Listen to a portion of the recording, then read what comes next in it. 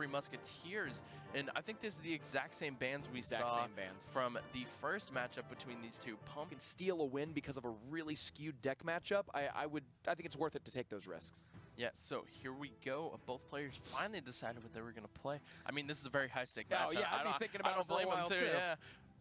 Take your time, my friend. Take your time. So both players are sitting at full elixir. You can tell these players are nervous right now because they're waiting. They don't want to anticipate the first move. They don't want to make the first move. They want their opponent to... You really want to respond to your opponent in a high-pressure situation. Like, the worst thing you could do, right, is to play something like a Giant or an Electro Wizard in the back behind your King Tower, and then instantly a balloon comes down in the other lane and is pushing really aggressively, and you go, ah, why did I play my Electro Wizard? So they don't want to avoid those situations. Devansh is going to open up with a Giant in the very back. Now, I wonder if he's playing Giant Beatdown. I'm not really sure. Electrify splits the bets, and Lava Hound comes down for Electrify. Yeah, so the Lava Hound is coming out. Giant Night Witch from Devansh here going down the left-hand lane, pushing same lane. I feel like when you're against Lava Hound, you want to push same lane. Yes. And the only time Lava Hound doesn't want to push same lane is against Golem, but against smaller beatdown decks, you definitely want to go same lane with them. Those Night Witches look like they're going to exactly duel each other. The Zap comes down to try to push it in one favor. And overall, Devansh has got to be happy with that push. Even though it seemed like kind of a stalemate, the Giant connected just enough times to put about 1,000 damage on that tower. Yeah, so Devansh must be feeling pretty good with just about 30 seconds before double elixir kicks in. Now, if Electrify tries to drop another Lava Hound, I don't think he has it in hand just yet.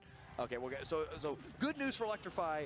Giant comes out first. I think if you're Devansh, one of the things you can do is you hold the Giant in hand, instead invest something like a Night Witch in the back. And if Lava Hound comes down, you then have that opportunity of like, all right, you have low elixir, boom, Giant plus backup right at the river, because you know your opponent has already committed the Lava Hound to the board. So Poison's going to come down here defensively for Electrify, trying to take care of this Night Witch as much as possible. The Zap resets the Inferno Dragon to lock onto the Miner, so that Giant's just going to pound away, and this might put this tower in Fireball range. No, just barely out of it. But this counterattack is looking really terrifying. He's got to use the Fireball there to help take out the Night Witch, but the Inferno Dragon lives to fight another day, and that is going to be the real problem. Minion Horde comes down and is starting to chop up the remaining troops, and they actually defended really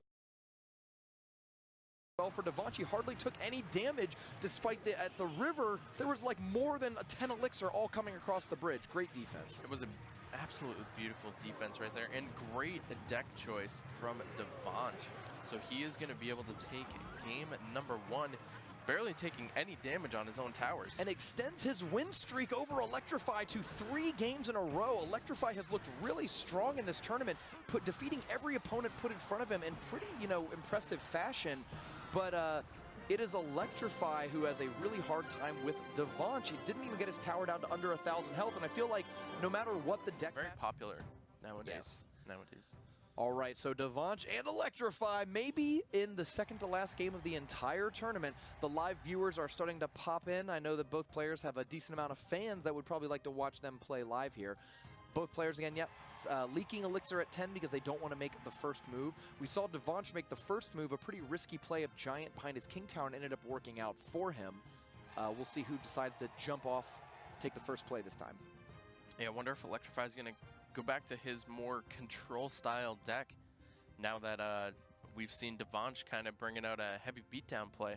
I think Devansh made the smart play in the first game by starting the interactions, because Giant Beatdown is not better than Lavaloon in double elixir time. So by kind of kicking off, being like, all right, let's start playing now, he ended up he did end up doing a lot of damage early in single elixir time, which is exactly what you want to do as Giant Beatdown. Yeah, so Electrify gets a little bit of damage off in the early stages here. Goblin Gang did defend Devansh's Miner, and Minions coming down the right-hand lane right now. Mega Minion's going to defend these with no difficulties whatsoever, and it looks like Devansh might be playing the exact same deck. Yeah, I mean, honestly, he did it in the first game, right? He played just the same deck 2 games in a row and looked really good and ended up winning. Like, why not? I think smart move by Electrify here, switching to P.E.K.K.A. Miner. Now he's got a much better matchup against this Giant Beatdown deck. Log comes through and cleans out a lot of it, but that is a very healthy P.E.K.K.A. backed up by an Electro Wizard. And Electrify is looking to turn this game around right now. Yeah, most pro players say don't play the same deck twice, and this might be why we don't do that. P.E.K.K.A.'s going to get 2 shots on the right-hand tower. So if I'm Devanch, now I have to switch up my game plan. I cannot be proactive with Giant. I need to be reactive with Giant. So if P.E.K.K.A comes down for some other deck, then you can randomly go and like Giant that lane. But I think that as long as he has as long as he's going to play Giant into P.E.K.K.A, I think Electrify has the advantage and might end up winning this game. Yeah, so Electrify is going to play defensive P.E.K.K.A here. There it is, right in front of the tower. Night Witch can do a pretty good job against it by swarming up. We'll see if he can take this out. He's going to use Zap and then Electro Wizard to take it out. Yes, that is 6 Elixir to counter 5, but you also even got more than that because you're killing the Night Witch. You're helping slow down the Giant. Very good play. And now a split lane push defensive Miner coming down for Devanch here. Ends up predicting the Miner of Electrify, but this P.E.K.K.A is going to go to the tower and get a hit on there. And Devanch has taken significant damage. Smart move by him splitting lanes. Like, I like that he switched over to the left lane from the right lane because you don't want that counterattacking P.E.K.K.A to smash you there. The problem he's having is he just can't get through the P.E.K.K.A, you know? He's getting the fireballs and the zaps, and he's doing what he can. This P.E.K.K.A might actually end up going down just to the minions, but I just don't see how he can deal 2,000 plus damage while not taking counterattacks when every counterattack has looked pretty successful. Yeah, Night Witch ends up predicting the Miner. Devanch has been doing a fantastic job predicting where the Miner's going to go. I think this P.E.K.K.A's going to get close enough. Going to swing. No, minion. The lone minion takes it down. We're going to see a Giant placed reactively in front, and the defensive P.E.K.K.A will once again come down in the right lane. He actually opts to Miner there. I think Devanch thought Electrify was going to play the P.E.K.K.A kind of towards the center. And he was going to drag it. And going to try to drag it away from the Giant, but... I think that's, I mean, honestly, I think Devanch has a horrible matchup right here and is probably going to lose this game. But the best you can do, right, is try to play a little crazy, play a little wacky, catch your opponent right in the middle of their patterns and ride that to victory. Devanch is going to lose this game as Electrify ties it up, but I think that I like that Devanch didn't just give up and scoop his cards, right? In the Latin American region? Yes, King Zhao. He did well in the ESL Brazilian Cup. Azelius, yep. A top ladder finisher, a second place finisher at the King's Cup, and he's finished second and third at multiple European live events. He got invited as well, so we're going to genuinely see the best of the Western Hemisphere all in that Invitational tomorrow. Yeah, second place curse from Azelius. I hope he can break it. Yeah, I mean, we've seen so many players be stuck in the second place curse. Yeah. Darth Jar Jar comes to mind, one of the best pro players who never actually won anything, but finished second and top 4 at tons and tons of events. Yeah. Colton broke his second place curse at GamerG. Which is where Jigsaw started his second place curse. Yeah. So here we go. Electrify looks like he is running that the Miner, half spell bait deck that he ran earlier today. Devanch is playing what looks like a Three Musketeers deck, but it might end up being something closer to more like bridge spam. Yeah, and there's no pump, so we might see Skeletons or Ice Spirit in place of that pump, just to cycle a little bit faster. We'll see. Yeah, we've also seen Bandit Battle Ram decks kind of played all on their own. Zap comes down, helps clear it out, and the towers get a hit. Pretty even though. 1912 top left, 1898 bottom left. Yeah, not too bad. Electrify's got a little bit of damage on his bottom right-hand tower, but nothing too crazy. Ice Golem's going to get played in the back for Devanch here. Knight from Electrify. Three Musketeers coming out from Devanch. There we go, and the poison is going to come down. Should take those. Should take the front Musketeer down completely. Walks just out, but the tower will finish it off. Tower's going to take one shot and then a second shot, take him out. Poop. No shots at least get off from the Musketeer, so it's effectively the same. So yeah, Devanch sticking with his Three Musketeers even without a pump. He's like, I don't care if you're going to ban my best card, I'm not going to let you do it. And the Princess is going to survive as well. The bats swarm onto the Musketeer, and this is looking like a really good counterattack. Devanch does not have logs, so this stream of Princess and Goblin Gang is not going to be taken out by a single spell. And now a Knight is coming down to further block it. One of the most important things of any of these spell bait sort of players is how well can you defend your Princess. That Princess did get a lot of value before going down. Yeah, so Poison's going to go down on the right-hand side to the two Musketeers. Might get a couple shots on tower. Oh, the heal! The heal, Ruski! The heal comes down, turns around the Poison, gets a few pop shots, and Electrify has to instantly respond. So that was the card that he replaced Elixir Collector with. In a way, it's kind of another Poison bait card, just like Elixir Collector is. Yeah. So now you have to watch out with your Poison, because if you're relying on just Poison to save the game for you, you are going to get countered. He has to drop some sort of Knight or Troop on top in order to block it, because it's not going to be enough just to play a Poison. Well, the Inferno Tower is going to pull the Battle Ram to the center, which actually ends up working very well for Electrify, but this Musketeer is going to get some chip damage in. Miner's going to have to go down defensively onto the Musketeer.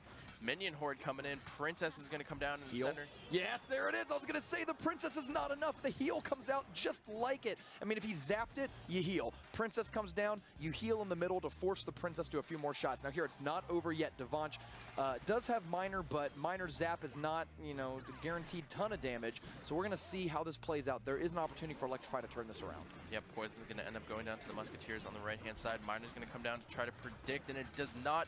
Musketeer, ooh, doesn't lock onto the tower. The Knight, but the Goblins get in, and Devanch is going to take game number 2. And that is a sign of a killer 3 Musket up and call it there. Yeah. If I'm Electrify and my back is against the wall, I'm going to play the deck that I feel the most comfortable with, and whether that's P.E.K.K.A. Miner, Miner Poison, some sort of cycle deck maybe. I think you would regret it if you tried to play some sort of sneaky counter deck and then ended up coming back to bite you. So it looks like he's going to run that Miner Spellbait deck that he ran the last game, and I can't say that's a bad decision. So both players start with Goblin Gang. Miner goes in on the left-hand side.